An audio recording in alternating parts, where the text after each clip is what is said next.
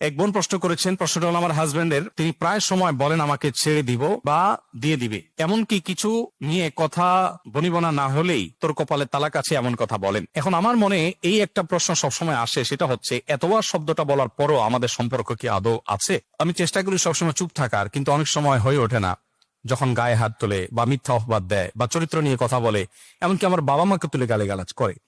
যে বোন এই প্রশ্ন করেছেন, আমরা প্রথমেই সহমর্মিতা প্রকাশ করছি। অনেক অমানুষ স্বামী আছে যারা মেয়েদের প্রতি এরকম অবিচার করছে। এক্ষেত্রে আপনার স্বামী আপনার প্রতি যে অবিচারের কথা আপনি বলেছেন যে তিনি আপনার প্রতি অবিচার করছেন, যদি এই কথা তিনি বলেন যে তোমাকে তালাক দেব বা তোমাকে তালাক দিয়ে দিতে হবে বা তোমাকে আমি ছেড়ে দিব অথবা তোমার কপালে তালাক আছে, এই জাতীয় কথা বলার কারণে দাম্পত্য সম্পর্ক ভেঙে যায় না, তালাক হয় না।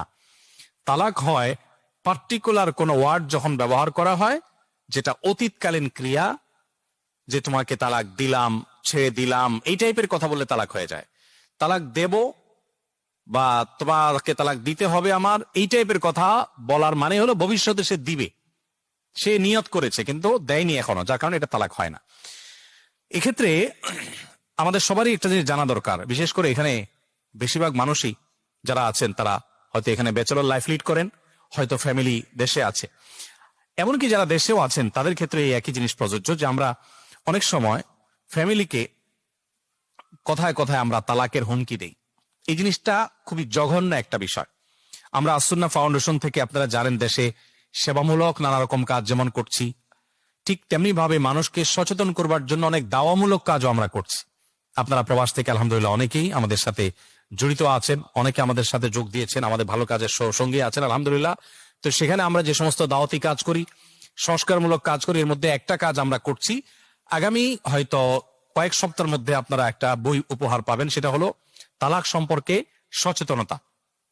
আমাদের দেশে বেশিরভাগ ফ্যামিলিতে দেখা যায় যে ঠুনকো কথার উপর ভিত্তি করে তালাক দিয়ে দেন, এরপরে এসে চোখের পানি ফেলেন এবং আবার একসাথে সংসার করতে চান।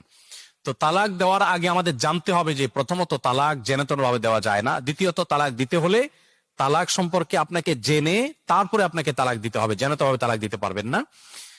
যদি আপনি সঠিকভাবে তালাক দেন তাহলে একসময় ফিরে নেওয়ার সুযোগও থাকে, কিন্তু সেই মাসআলা না জানার কারণে এমন ভাবে দেন যে এটা আর ফেরত নেওয়ার সুযোগ থাকে না। তালাক দেওয়ার পর ওটাকে তওবা করে অনেক এলাকায় আছে যে তালাক দিয়ে দিছে, এখন হুজুর নিয়ে আসছে, হুজুরের কিছু খাওয়া টাকা পয়সা দিয়ে দিলে হুজুর তওবা পড়ায় দেয়, আবার একসাথে থাকে। এরকম কোন সিস্টেম ইসলামে নাই।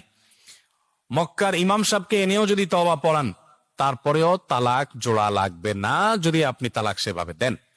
এই জন্য ভাইরা আমার,